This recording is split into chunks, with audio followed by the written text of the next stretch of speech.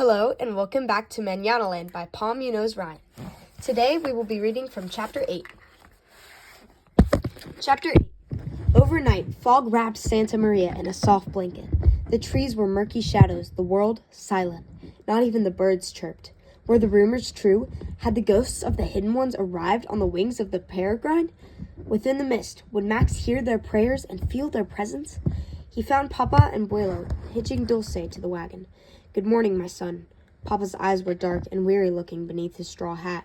He put a water jug and brown bag through the slats of the wagon into the flat bed and led Dulce toward the path. Buelo plopped a hat like Papa's on Max's head, pointing to the eastern sky where a bright smear promised the sun would eventually burn through. "You need to get going before the day warms." Buelo hugged him goodbye. At the fork, they started up the mountain on the dirt path that weaved through agave crowns and firethorn bushes. "When we get there, stay in the clearing and watch your step. I don't want to pull you from a crumbling pile of rocks like I once did for Buelo." "I know. I'll be careful."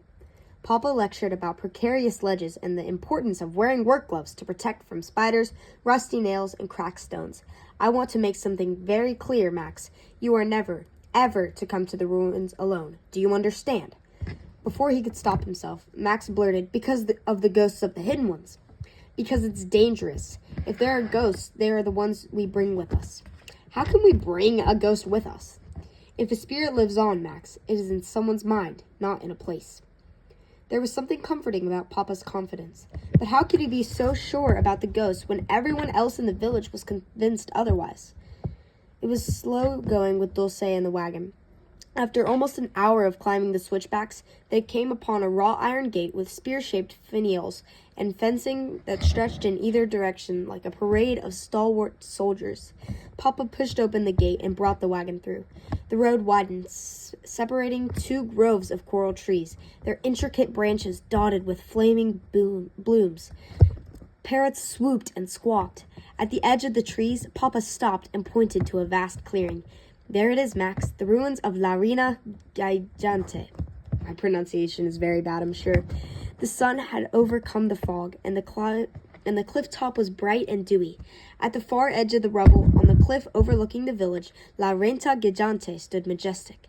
Her height was staggering, every stone intact, the masonry interrupted only by a large wooden door and the loopholes where guards once stood watch or shot attackers. Red Boiganivilla crawled up her face. A gentle breeze sent a few red petals sailing above him, just like in his dream. He gazed up. The tower was even more imposing up close, yet at the same time familiar and welcoming. How is she still standing when everything else has crumbled? It is amazing that all 5 stories are intact, isn't it?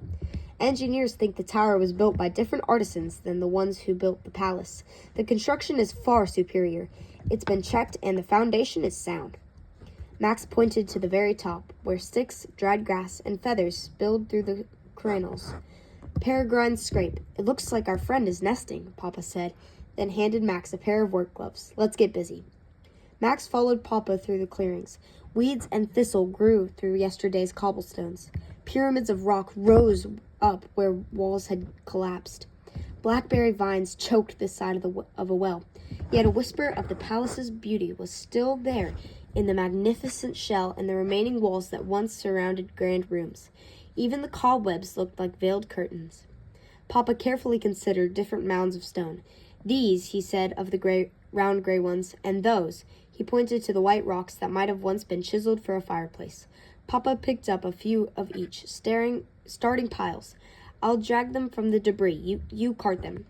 For over an hour, as Papa sorted, Max carried the heavy stones to the bed of the wagon. With each trip, he gazed at the tower, which stood defiant in the midst of all that had fallen around it. Was it protected by spirits? He was grateful when Papa called for a break. His arms already ached. They sat in the shade of the tower on a long wall, where Papa had left the jug of water in the bag. They took off their hats and work gloves and ate the burritos Buelo had packed. When they were almost done, Papa said, "Max, have you heard that people hid here during the war?" Max nodded and looked out over the ruins. He tried to imagine being stranded in a place like this. How did they survive? The tower was a safe apartment, and the well worked. On the other side of the ruins, there are remains from an old chicken coop and a small goat pen, so there were eggs and milk. and as you can see, berries. But there were people, helpers, who brought them provisions too. Max finished chewing his last bite, then stood on the stone wall and walked back and forth, balancing with his arms out. You mean the guardians of the hidden ones? Papa nodded and cleared his throat. Yes. Max jumped off the wall and stood in front of Papa. The guardians were fearless. They were secret warriors for justice. They were brave and determined. And slow down, Max. These guardians weren't warriors for justice so much as underground network who helped the hidden ones cross safely through Santa Maria, mainly during the war in Abismo. Back then, there was a dictator who punished anyone who opposed him. Many people fled and crossed into Santa Maria, but our government didn't like all the people coming through, so they passed the harboring law, making it illegal for them to stay, and for anyone to help or hide them. Were any guardians or hidden ones ever caught? Not in Santa Maria, but elsewhere, yes. The guardians were sent to jail, and the hidden ones were sent back to Abismo, to whatever terrible fate awaited them.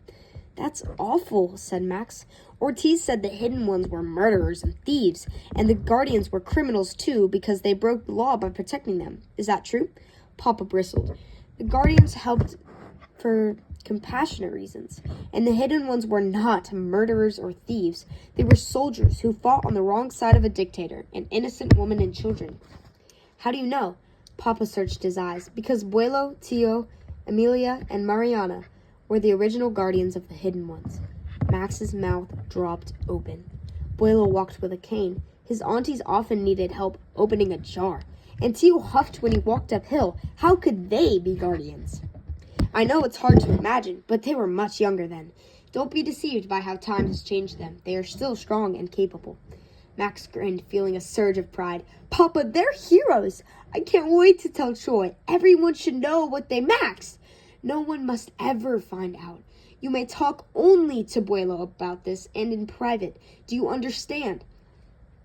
The look on Papa's face was sobering. So no one ever knew? Asked Max. Over the years, there have been people in the village who've made pointed comments to Buelo, Tio, and your aunties. I think there were those who suspected them, but nothing had ever come of the gossip. That's why you mustn't ever say anything. Even now, it would be dangerous to expose us. Us? Were you? On occasion, yes. And your mother... My mother was a guardian? Max's mind leaped. She was a hero, too. He imagined a valiant, caped protector helping those in need. She escorted 2 young women to the next safe place and never came home. Max's stomach turned. Was she caught? Is she in jail? Or dead? No, nothing like that. When I searched for her, I was told she had continued on with them. Papa looked distraught. He leaned forward, propping his elbows on his knees and holding his head in his hands. Max sank to the wall next to him. Papa, what is it? Papa's eyes begged forgiveness. He took a deep breath. Before your mother and I moved back to Santa Maria, we lived in San Clemente. That's where you were born. A doctor came to the house to deliver you. Afterward, he signed a notice of live birth, which we were supposed to take to the municipal offices to file for a birth certificate. But when your mother left, she took everything. The truth slowly wormed its way into Max's mind. I don't have a birth certificate? Papa shook his head. But how can I play football? Tio said everyone must prove their age, no exceptions. Papa winced. I know. The repercussions mushroomed. How could I ever move up to a club team, or any team ever again? I will need a birth certificate for other things too, won't I? To work or drive or... Max, stop, please. Tomorrow I'm going to San Clemente to take care of this matter once and for all. I should have resolved this long ago. How long will you be gone? Things move slowly in the municipal offices. I'll have to fill out forms, make appointments, and meet with the authorities. Hopefully no more than 2 weeks. Max jumped up and stood in front of Papa. Hopefully? The trials are in 4 weeks and 4 days. How could you let this happen?